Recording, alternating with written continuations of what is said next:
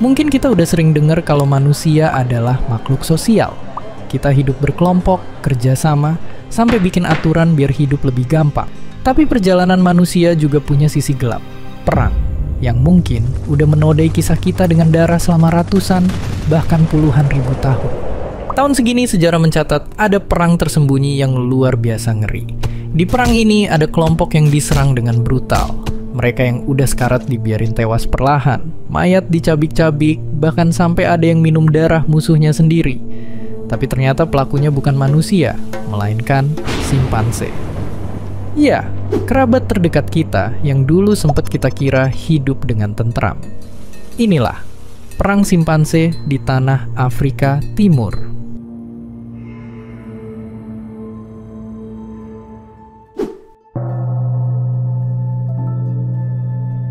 Semua bermula dari perpecahan para kelompok simpanse di Taman Nasional Gombe. Ya, sama kayak manusia, simpanse juga makhluk sosial yang rumit dan hidup berkelompok.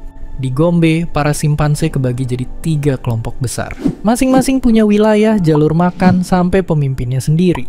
Nah, tiap simpanse di dalam suatu kelompok punya tugas yang beda-beda. Ada yang nyari makan, ngasuh anak, dan ada juga yang kerjaannya ngikut-ngikut doang. Mereka semua dipimpin sama seekor simpanse jantan yang bertugas jadi penengah, ngatur kapan harus nyari makan sampai patroli ngejaga wilayah kelompok. Sebagai gantinya, dia juga dapat perlakuan istimewa. Dapat makan paling pertama, dirawat sama anggotanya, dan bisa bebas milih pasangan. Tapi jalan menuju puncak itu nggak mudah.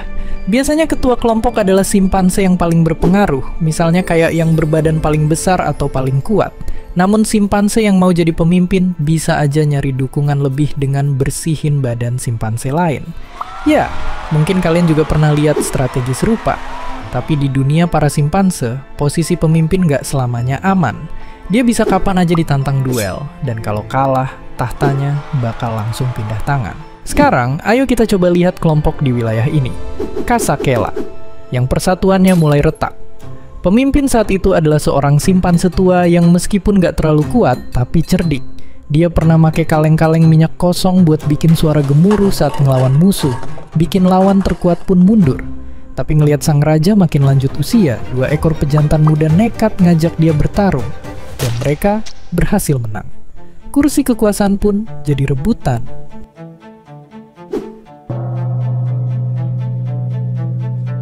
Seekor simpanse yang ikut bertarung ngelawan pemimpin sebelumnya mulai nyatain kalau dialah sang pemimpin baru. Tapi tiba-tiba muncul duo kakak beradik ini yang ngincer posisi serupa. Tapi mereka gagal bersaing sama koalisi simpanse sebelah. Karena ngerasa nggak punya jalan buat dapetin kekuasaan, mereka mulai menjauh dan menyendiri ke wilayah selatan Kasakela, bahkan ngumpulin beberapa pendukung setia. Sebenarnya hal kayak gini tuh bukan hal yang aneh di dunia para simpanse. Kelompok besar kadang suka kebagi lagi jadi beberapa geng yang lebih kecil, mirip-mirip sama kasus di dunia kita. Tapi kali ini ada yang berbeda. Kubu sang kakak beradik makin renggang sama kelompok utama di utara. Dan mungkin karena takut dan gak mau berantem, kelompok utama bener-bener ngehindarin wilayah selatan. Sebaliknya, simpanse dari selatan kelihatan kayak gak kenal takut, terutama 2 bersaudara tadi. Mereka sering nerobos masuk ke wilayah utara. 2 tahun berlalu, akhirnya kedua kubu ini benar-benar jadi kelompok yang terpisah, bahkan punya pemimpinnya masing-masing. Inilah kelompok selatan, sang kelompok pemberontak, Kahama.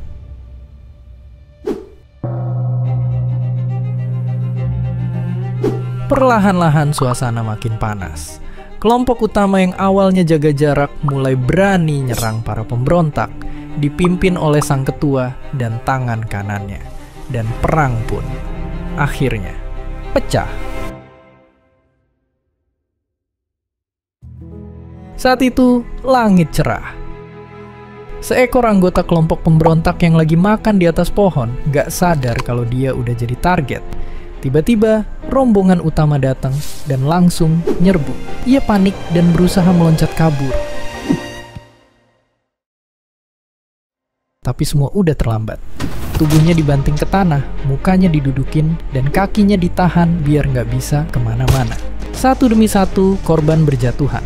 Kelompok utama ngelakuin patroli dan nyerang para simpanse pemberontak yang nggak beruntung.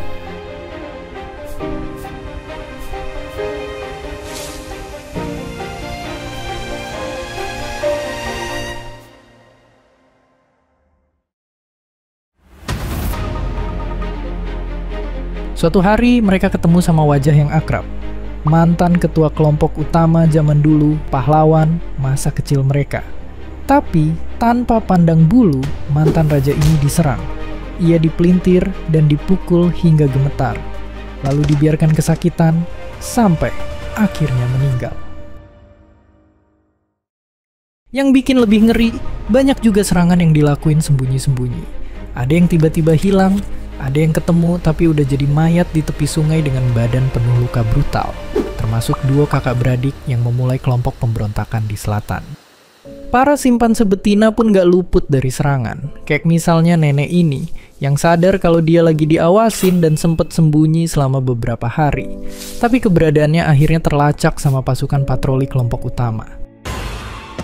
Sama kayak korban-korban sebelumnya, dia disiksa sampai gak bisa gerak lagi dan dibiarin gitu aja. Tapi dia berusaha bangkit dan pindah tempat. Dan anaknya lah yang nemenin dan merawatnya sampai ia mengembuskan napas terakhirnya. Pelan-pelan semua simpanse kelompok pemberontak mati. Pejantan terakhir sempat bertahan selama setahun, sendirian tanpa teman penjantan lainnya. Pasukan utama ngeburu jejaknya tanpa henti. Ketika berhasil ditemuin, dia diserang hingga luka parah dan patah tulang. Ketika dia udah terbaring tak berdaya, salah satu simpanse kelompok utama nampung darah dari luka di wajahnya dan meminumnya. Ini adalah penanda kemenangan kelompok utama, yang akhirnya sukses memusnahkan para pemberontak sampai ke akarnya. Perang saudara simpanse Gombe pun berakhir.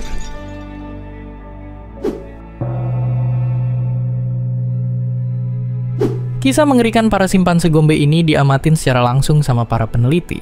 Awalnya, mereka pengen mempelajari simpanse gara-gara kemiripannya sama manusia dan nganggep kalau penelitian ini bisa ngebantu kita mahamin perilaku manusia purba dan evolusi manusia. Seorang arkeolog terkemuka saat itu nunjuk tante ini, yang sebenarnya nggak punya latar belakang pendidikan formal, buat mimpin penelitian di Gombe.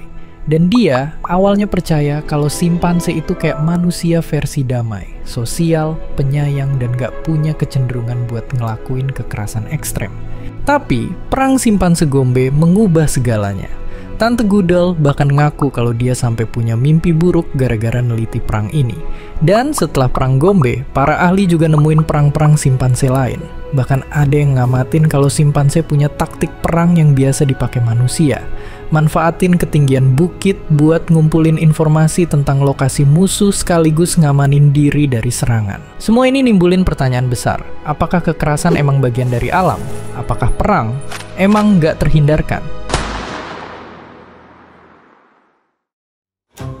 Perang antar simpanse emang kedengeran brutal dan sadis. Tapi kini bukan cakar, taring, atau dendam yang ngancem kehidupan mereka, melainkan kita, manusia, yang ngambil alih rumah mereka, bahkan ngeburu simpanse buat kesenangan semata. Kejadian di Gombe juga ngeruntuhin keyakinan kita sebelumnya kalau kekerasan itu cuma bisa dilakuin manusia.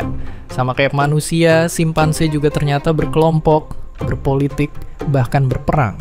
Tapi mungkin, kayak yang disampaikan Jane Goodall, yang jadi pembeda adalah kita punya pilihan buat berhenti perang dan mulai hidup berdampingan dengan damai.